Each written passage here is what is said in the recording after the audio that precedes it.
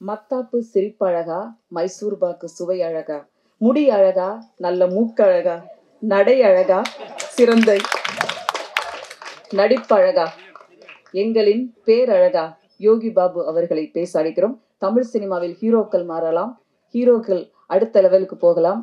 ஆனாலும் எங்கள் யோகி பாபு எப்போதும் அதே இடத்தில் எல்லோருக்காகவும் எல்லார் படங்களிலும் நடித்து கொடுப்பார். பேரழகன் யோகி பாபு அவர்களை பேச அழைத்து பெரும்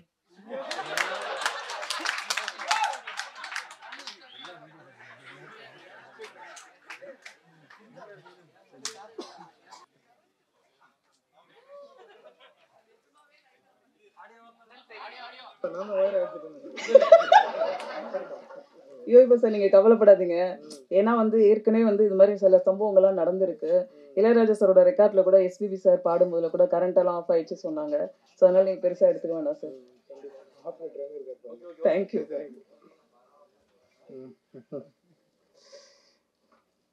எல்லாருக்கும் வணக்கம். கரெக்டா பண்ண அவருக்கும் வணக்கம். இந்த படத்தில் எனக்கு வாய்ப்பு கொடுத்த டைரக்டர் பிரதாப் சார் அவருக்கு நான் நன்றி தெரிவிச்சுக்கிறேன். அப்புறம் யுவராஜ் சார் உங்களுக்கு ரொம்ப நன்றி. Imman sir, Sathyaraj sir, Jai sir, எல்லாருக்குமே, கேமராமேன் தங்கதுரை எல்லாருக்குமே ரொம்ப நன்றி.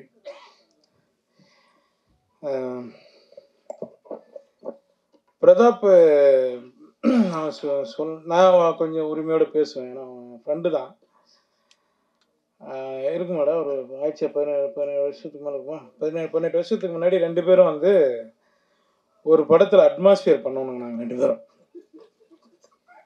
அதனால சொல்கிறது இல்லை, ஓப்பனாக சொல்லிட்டு போயிடலடா. 2 பேரும் காட்டுவாசிட்டு காஸ்டியூம் போட்டு 2 பேரும் நடித்தோம். 2 பேரும் ஒரே ரூம் தான். அப்படின்னா பாருங்கள் எப்படி இருக்கணும். அப்பயே பேசுவோம் நாங்கள் 2 பேரும், மச்சான் எப்படியாவது எல்லாம் பண்ணி மேலே வந்துடணும்டா அப்படின்னு. ஃபர்ஸ்ட் ஃப்ளோர் போட்டிருக்காங்க, மேலே ஒன்றா போயிடலாம்டா, ரூம் போட்டிருக்காங்க, போயிடலாம் அப்படின்னுவான். அப்பயும் அவனுக்கு நக்கல் ஜாஸ்தி, காமெடி எவ்வளோ பண்ணுவான். இன்றைக்கி அவன் டைரக்டர் ஆகிட்டார். நான் ஏதோ தெரிஞ்ச அளவுக்கு நீங்கள் சொல்கிற மாதிரி ஒரு காமெடி நடிகர் ஆகிட்டேன். உண்மையிலே லைஃப்பில் என்னென்னா ஏம் தாங்க நம்மளை ஜெயிக்க வைக்கும். எதை பற்றி நம்ம கவலைப்படாமல் நம்ம வேலையை மட்டும் நம்ம பண்ணால் கண்டிப்பாக நம்ம ஜெயிச்சிருவோம்.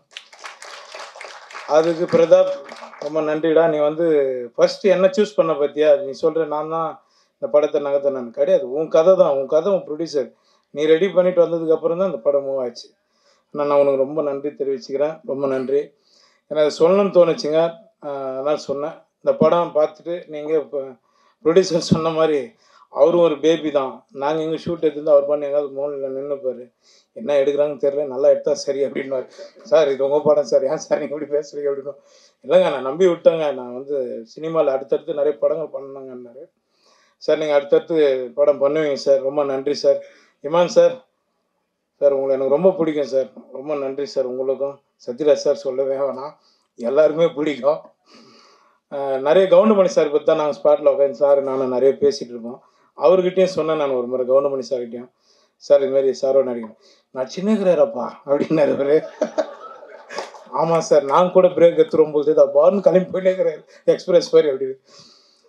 அதனால் எல்லாருக்கும் நான் நன்றி தெரிவிச்சுக்கிறேன். இந்த படம் வெற்றி அடைய நீங்கள் தான் பக்கத்துணையாக இருக்கணும். ரொம்ப நன்றி. ஜெய் சார், கேட்டேன் நான் அவர்கிட்ட, எப்படிங்க இப்படி எங்கே இருக்கீங்க அப்படின்னு. சிங்கிளாக இருக்கிறதுனால தான் நான் எங்கே இருக்கிறேன்னாரு. சிங்கிளாகவே வந்துடாதீங்க, லாஸ்ட்டில் அங்கிள் ஆகிடுவோம், நம்ம ஏதாவது ஒன்று பண்ணுங்க. பார்த்தியா இந்த மைக்கிட்ட தங்கதுரை மாதிரி நானும் பேச ஆரம்பித்தேன். ரொம்ப நன்றி, ரொம்ப நன்றி தங்கதுரை. நானும் ஒன்றுமே தான் பேசிட்டு இருந்தேன். என்னை எல்லா டைரக்டரும் சேர்ந்து சட்டில் ஆக்டராக மாற்றிட்டாங்க, மடனாசிலேருந்து எல்லாருமே. ரொம்ப நன்றிங்க, ரொம்ப சந்தோஷம் எல்லாருக்கும். இந்த படத்தை வெற்றியடை செய்யுங்க.